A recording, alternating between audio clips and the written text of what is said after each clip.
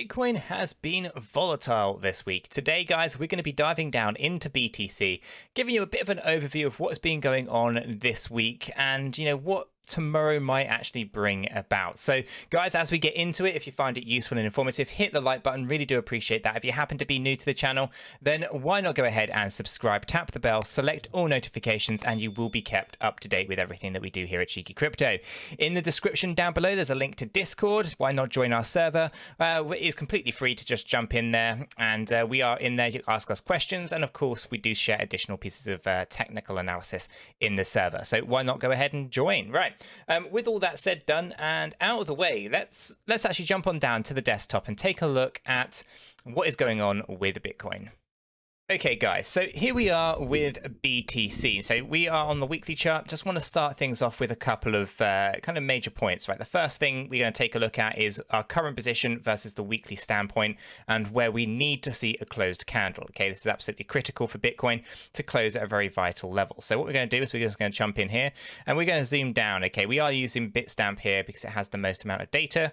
For this particular purpose, we've obviously got it dissected down across the bear markets, bull runs across the years, right? So this Gaussian channel is a glorified moving averages, right? It's quite simple. That's what it is.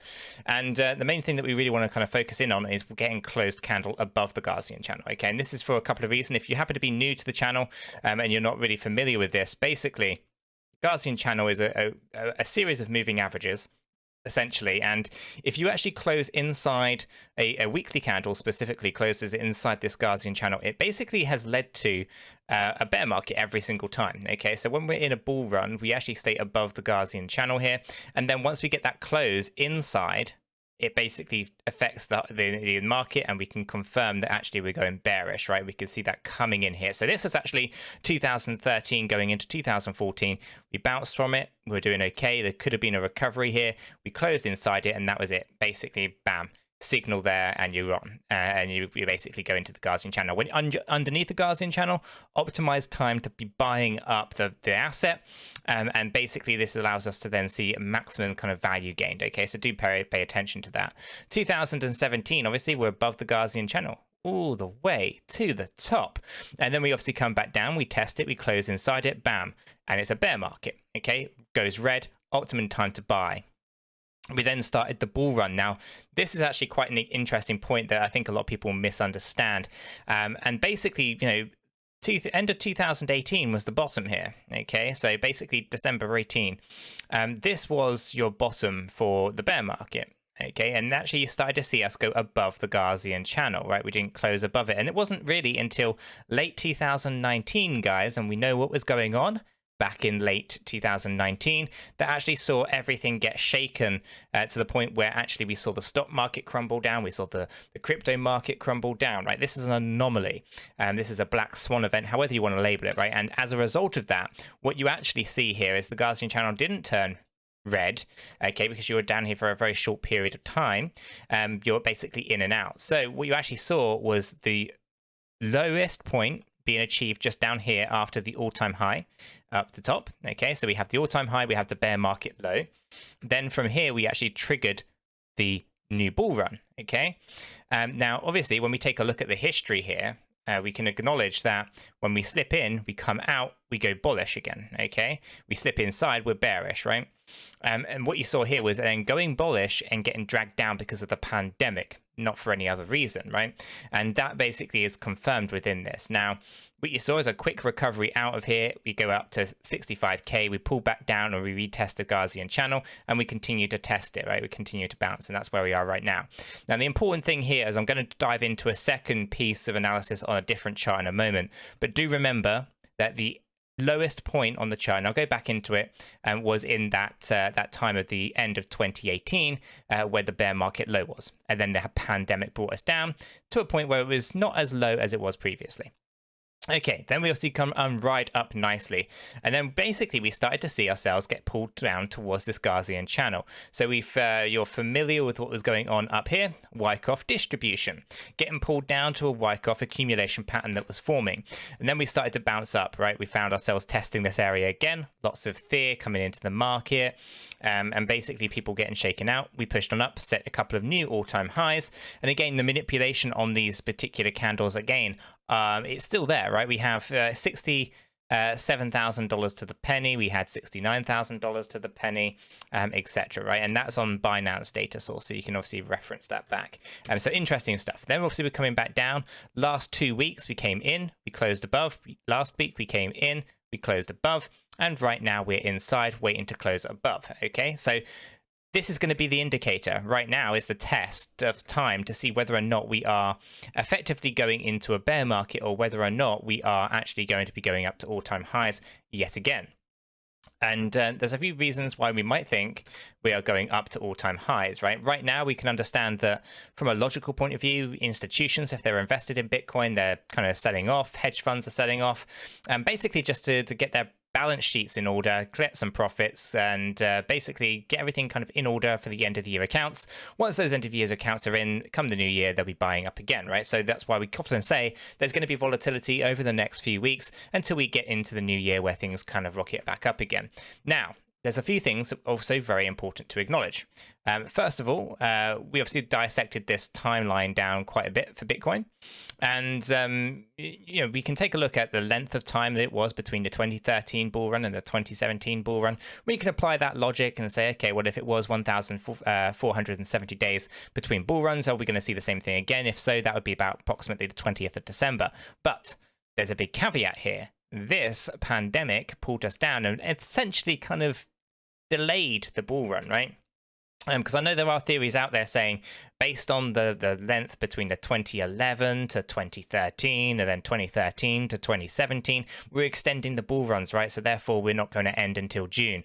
Sure enough, I think that's going to be quite misleading overall. I think, yes, that's a scenario that actually you can see it kind of going on that way, but I don't think there's a correlation there really. And it's unfortunate that this particular event is actually going to aid in people maybe buying into that theory, meaning that the next cycle, not this cycle, but the cycle after, people might be expecting it to go on much longer than it actually does, right? So we have to be aware that the data is not necessarily as accurate as maybe people are perceiving it to be, specifically with lots of different ways of cutting it. And you can almost make it do whatever you want to a point, right? And it's kind of what analysts kind of do by day basis. If you want to get an answer, you can kind of make the data get there eventually, right? But ultimately, I think we should be aware that the pandemic back in late 2019, beginning of 2020, had actually caused this blip in the Bitcoin bull run, or the bull run as a whole, and effectively actually triggered the alt season to start here, or the alts to kind of really get some momentum here. They weren't really acknowledging this point back in 2018 like Bitcoin was, right? But instead they actually started here. But Bitcoin did start before, and it's important that we acknowledge that it did start before, okay? And that is going to bring me on to the next chart, which is this one. Now I'm going to quickly turn the Gaussian channel off, and this is basically Binance, okay, as our data source, but we're still on the weekly. This one has our 5 wave count, okay? So the first thing we've got to acknowledge here is this is a weekly chart, okay? This isn't a daily chart. It's not, an hourly chart, an 8-hourly chart, 4-hourly, whatever other chart. It's not one of those. It's the weekly chart. Let's just call it exactly what it is. Okay, so I've seen comments and I've seen, various different people kind of saying, we're not in wave 4. Okay, and we are in wave 2, and we're not in wave 4. You're right, we're in wave 5. Okay, and first of all, wave 4 is here. Okay, and wave 3 is there. Okay, we've gone higher than the top of wave 3. Therefore, we're no longer wave 4. We are in wave 5. Okay, we are not in wave 2 because, well, that would basically mean that you're ignoring all of this stuff over here, right? And on that account, what you'd actually be looking at would be an ABC at this point, right? A B, and then a C wave, right? Because you'd have to acknowledge that we have an ABC down here from bull run high into bear market low. Okay, this is down, and now we're starting to change that trend. We changed it very significantly from the 2018 low, and obviously up here in June of 2019, right? It's a significant change in trend, right? That was wave one, or an A wave. Then look for that B wave. Now, admittedly, the pandemic pulled us down much lower than expected. Okay, so we'll call it a B wave, but then, it goes up and it continues to go up and it continues to go up. And until you get to the top of this wave three. Now, why, or C wave, right? Now, the most important thing to do is if you have to, have some kind of level of intelligence, I guess, but basically, you run your Fibonacci retracement tool, you measure the distance out of your A wave, okay, and you say, okay, well, the measurement of my A wave is going to be most likely my C wave. If it goes above the 1.382, then obviously that is going to mean that it's no longer an ABC move, but an impulsive move. So let's go ahead, just for fun, throw this onto the bottom of our B wave here. Well, yeah, it definitely smashed past the 4.236 and definitely went past the 1.382, smashing past the previous all-time high as well. So definitely not an ABC, right? Definitely a third impulsive wave after a second wave correction. Okay. So now we've cleaned that up, we understand that we are in fact in, an impulsive move 1 through 5. So why would we say it's a fifth wave? Well, first of all, I thought I cleaned this up earlier, but sometimes I'm not as clear as I think I am. But basically, we set two new all-time highs. All-time highs higher and greater than that of wave 3. Okay, therefore, we are no longer in wave 4 lows. We're no longer in wave 3, we've actually pushed up into the fifth wave. And we have obviously pulled back down, right? But we're still in the fifth wave. Every single wave on this weekly chart will be full of additional waves. And I don't want to confuse by too much, but we could hypothetically say that we actually have in here, an A, a B, and a potential C, right? And again, we could go ahead and measure the high area that we have here for our A wave, put it down onto the current lows that we've had for our B wave, and kind of give us a bit of an idea as to where that C wave is probably likely to go. 82K, for example, right? So again, we can use that if we go impulsive, we're going past that 1.382. Instead of an ABC inside this fifth wave, we could actually have a 1 through 5. I'm not going to confuse the matter too much by going into that kind of nitty gritty of it all. But the main point of what I'm trying to make here, guys, is that we are not in a second wave. We are in the fifth wave. This is the final wave of the bull run. Okay, this will take us into 2022. My expectations are that it's going to be in the first 2 quarters. Again, really hard to get the timing right. It's going to be very, very difficult, but I'm kind of leaning more towards quarter 1 than quarter 2. Okay, the other thing that we also have to acknowledge is why we're not in a bear market. Okay, we said this quite a few times already, but basically we're waiting to make sure that we don't close inside that Gaussian channel. If we close inside the Gaussian channel, we probably are going into a bear market. History tells us that. And as a result, we should be very cautious of it. The reason that I don't think that we're going into a bear market, above and beyond just the Gaussian channel, is we take a look at the stochastic RSI.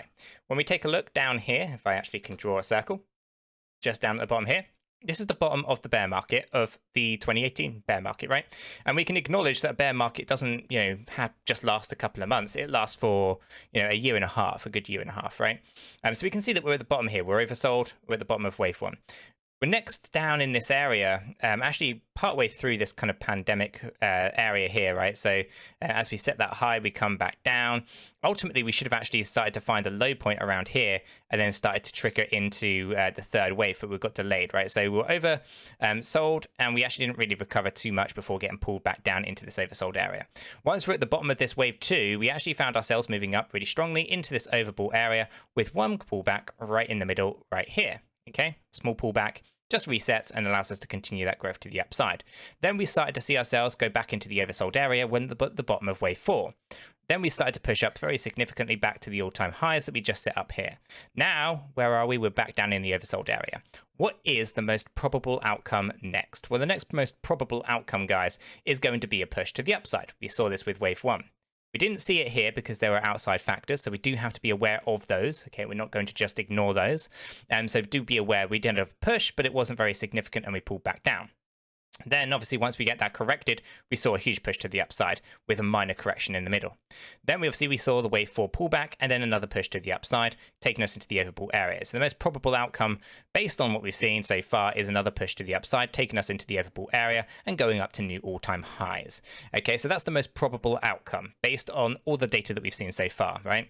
So in order for that to happen, we do need to close, obviously, in the right position on the Gaussian channel. Okay, so we need to close above it, and that then takes me on to the next point. So I'm just going to quickly clean this up off of the chart here, and we don't want to carry it down, but let's go into the hourly chart, right? Because this is where we start to see some of that volatility that we've been talking about, right? And some of the things that are going on most recently. Now, we're full of lots of micro corrections all over the place. I'm not going to go into too much detail on all of that, but basically huge ABC down, which we can see across here, and then we started to push up, we pulled back down, lots of volatility in here, lots of ABC movements, a little bit of confusion going on right here, not entirely certain what this push to the upside was about here.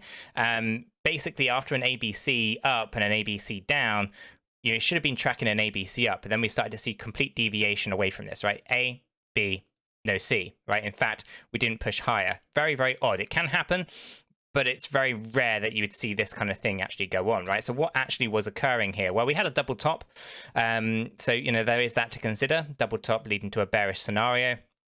We saw a double bottom at the bottom here, and then we started to push back to the upside. So again, you can't kind of see these things kind of going on. Obviously, weekly close target is up there, and we are not there just yet, but we have just completed the ABC correction to the downside, right? And we're going to measure that out to see whether or not that's actually a final move for us on this time frame, right? So we take our A wave, and in fact, I will do it the other way around to make it more accurate, and we'll take it from that low point to the high point, and we'll go throw this onto our B. We can see that actually we've come down a little bit lower than the 1-for-1 ratio, but pretty much in line with the expectations of a C wave. We are almost oversold, so we can be a little bit volatile around here, but I'm not looking to set new lows on this point. We'll be now looking to get the reversal and set an A wave to the upside, right? So our expectation should be then there's an A wave up, a B wave down, and then a C wave up. And this is where I think we're going to end up tomorrow for that weekly close candle right above this red line here. That will be the weekly close candle above the Gaussian channel, keeping us bullish rather than bearish. Okay, so right now, over everything that I've kind of spoken about, right, we have the Gaussian channel, the big macro picture across the years, where Bitcoin is, and when it closes inside, it triggers a bear market, all the way through to why I'm saying that we're in a fifth wave, not a fourth wave, not a third wave, not a second wave, on the weekly chart. When we take a look at the micro movements, we can see lots of kind of waves through A through C all over the place. Sometimes they don't necessarily play out as we expect them to. Something changes, something that's unexpected. But for the most part, this is now lining up nicely with a weekly close candle above that Gaussian channel for the third week in a row. This has been basically right on track to continue as we are with this volatility until we get to the new year. And once we start to see that new year in, we're going to start seeing more and more, green candles, specifically on the daily, then to the weekly, as we take that stochastic RSI on the weekly from oversold back up into overbought, set new all-time highs, get the blast off the top for Bitcoin. Then you'll start to see the dominance of Bitcoin shift as money rolls from Bitcoin into Ethereum, into the altcoins, and alt season will start. Ultimately, very bullish. Bull run isn't over. We're not in a bear market, and we are continuing as expected. But obviously, there's a lot of emotions out there. Lots of people feel differently. Lots of different analysts looking at different things. Perfectly fine. Everyone can have a difference of opinion. But when it comes to what I'm seeing in the data here, it's all bullish, not bearish, with the exception of making sure that we stay on track with that Gaussian channel. It is an important indicator. We don't want to be closing inside it. That would potentially bring on Bitcoin's bear market. Now, that doesn't mean that the alt season isn't going to happen, though. What it effectively means is alt season would start. We'd see money flow from Bitcoin into Ethereum, into the alts. Not all altcoins will go at the same time. As the history has indicated previously, you'll have a phasing approach. Some altcoins will go first, then they'll stop. Money will roll out of those. They'll go into different ones, and you'll see lots of chasing of green candles. The other thing that's really important that we haven't seen yet is going to be that FOMO effect. We haven't really seen a lot of mainstream media kind of talking about or hyping up BTC. Okay, we've seen a little bits here and there, but nothing to the level that we had seen previously. So those are the kind of things that we are waiting to kind of see, and I think that's going to happen once Bitcoin approaches the closer and gets approaches/gets to $100,000. Once it kind of gets to that threshold, I think that's really when you're going to see a lot of mainstream adoption or mainstream media really pick up on it, which will drive adoption, which will basically drive the FOMO effect, with retail investors basically trying to chase green candles across many different projects, starting with Bitcoin, rolling into many of those altcoins. So guys, I'm going to leave the video there. Hopefully you have found this a brief update on Bitcoin useful and informative. If you have, hit the like button. I really do appreciate that. If you happen to be new to the channel, then do subscribe, tap the bell, select all notifications, and in doing so, you will be kept up to date with absolutely everything that we do here at Cheeky Crypto. With this said, done, and out of the way, I hope everyone has a fantastic day, and I'll catch you all in the next one.